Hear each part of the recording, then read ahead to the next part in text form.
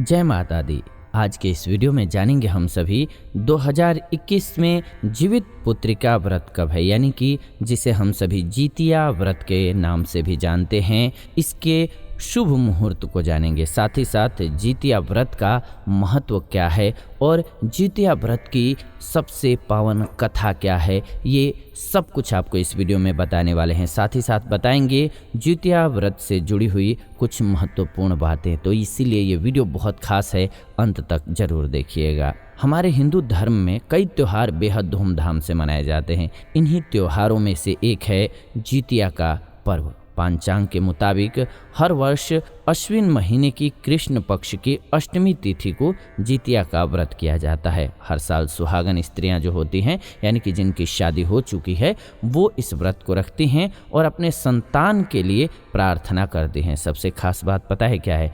इस व्रत में ना किसी प्रकार का अन्न, ना ही किसी प्रकार का फल, सब्जी या फिर किसी भी प्रकार से पानी का यानी कि लिक्विड का सेवन करते हैं, यानी कि निर्जला और निराहार रह करके व्रत करती हैं माताएं हमारे लिए। तो हमारी माता के लिए हमारे मन में जो पहला शब्द आता है, यानी कि आपके मन में जो पहला शब्द आता है, वो कमेंट में ज़रूर लिखिए कि अगर एक वर्ड में आपको माता जी को डेडिकेशन देना हो, डेडिकेट करना हो एक वर्ड, तो वो कौन सा वर्ड करेंगे? क्योंकि वैसे तो एक वर्ड में डिस्क्राइब करना बहुत मुश्किल है, तो चलिए एक वाक्य में कर सकते हैं। ज़रूर कोशिश कीजिए कि क्या ऐसा वाक्य होगा जो डेडिकेट करना चाहेंगे और उसको आप फॉलो भी करें, मतलब भी रखते हो, ऐसा ही वर्ड लिखिएगा कि वो ज़रूर कर सकते हैं अपने माँ के लिए, ऐसा ज़रूर लिखिएगा। ऐसा क्यों? क्योंकि वो जब निर्जला और निराहार हर साल व्रत रख सकते हैं, तो हम इतना तो करके ज़रूर ही कर सकते हैं कि एक चीज़, किसी खास बात को याद रखें। ऐसा माना जाता है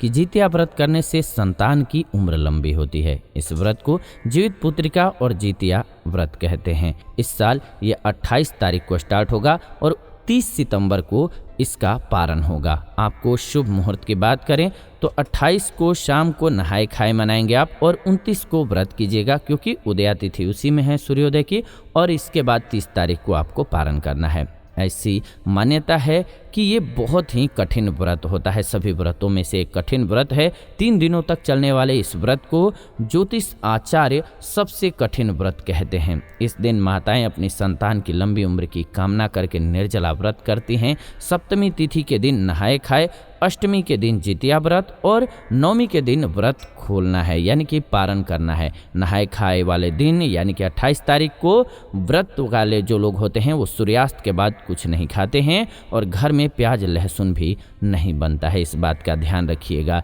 यानी कि आपको 28 तारीख की जो संध्या है उसके बाद से कुछ न बनता है और न ही कुछ खाना होता है, और 29 का पूरा व्रत रहेगा। जितिया का महत्व क्या है? तो पौराणिक मान्यताओं के अनुसार इस व्रत का महत्व महाभारत काल से जुड़ा हुआ है।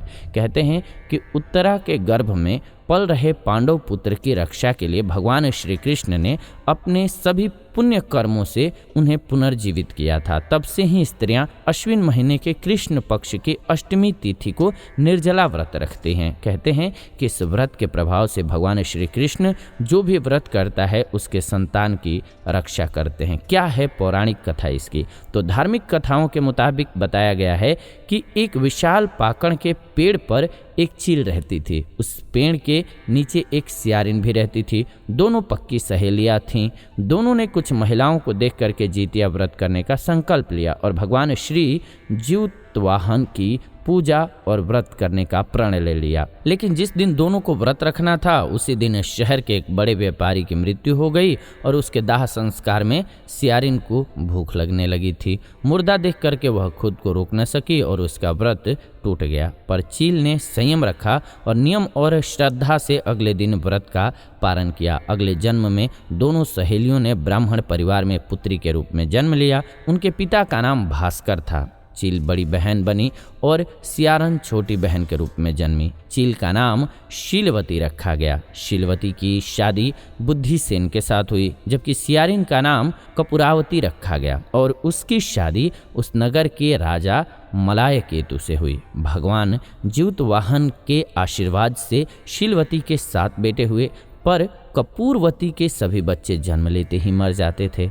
कुछ समय बाद शीलवती के 7 पुत्र बड़े हो गए और वे सभी राजा के दरबार में कार्य करने लगे। कपूरावती के मन में उन्हें देखकर ईर्ष्या की भावना आ गई। उसने राजा से कह करके सभी बेटों के सर कटवा दिए।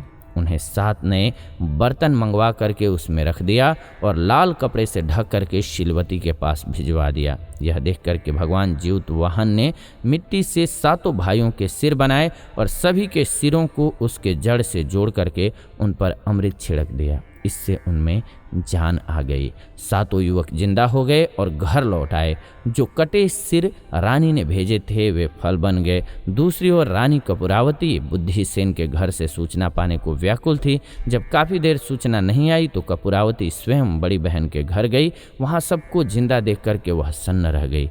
जब उसे होश आया तो बहन को उसने सारी बात बताई। अब उसे अपनी गलती पर पछतावा हो रहा था। भगवान जीतवाहन की कृपा से शीलवती को पूर्व जन्म की बातें याद आ गईं। वह कपूरावती को लेकर के उसी पाकड़ के पेड़ के पास गई और उसे सारी बातें बताई। कपूरावती बेहोश हो गई और मर गई। जब राजा को इसकी खबर मिली तो उन्होंने उसी जगह पर जा कर के पाकड़ के पेड़ के नीचे कपूरावती का दाह संस्कार कर दिया।